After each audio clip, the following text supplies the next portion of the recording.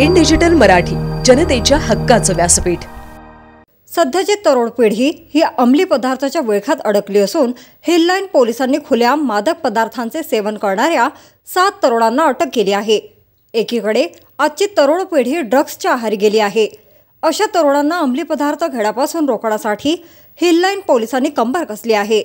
गुरुवारी 21 डिसेंबर रोजी हिललाईन पोलिसांनी खुलेआम अंमली पदार्थांचे सेवन करणाऱ्या 7 तरुणांना पकडून त्यांच्यावर गुन्हा दाखल केला आहे। आरोपींना आज न्यायालयात हजर केले असता त्यांच्यावर खुलेआम दारूचे सेवन केल्याचा गुन्हा दाखल करत न्यायालयाने त्यांना 28 डिसेंबरपर्यंत पोलीस कोठडी सुनावली आहे।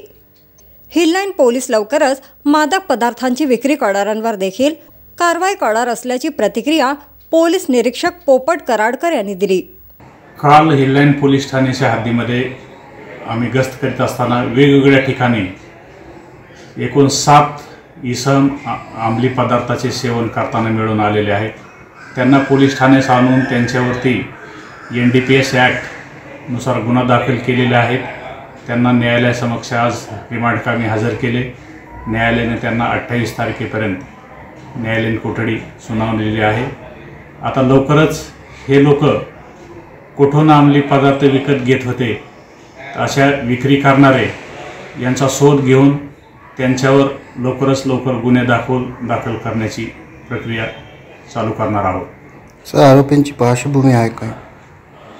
आरोपीची पार्श्वभूमी त्यांच्यावर अभिलेख तपासला, त्यांच्या विरुद्ध कुठलेही गुन्हे असे दिसून येत नाहीत, परंतु ते नशा करण्याचा त्यांचा उद्देश असावा।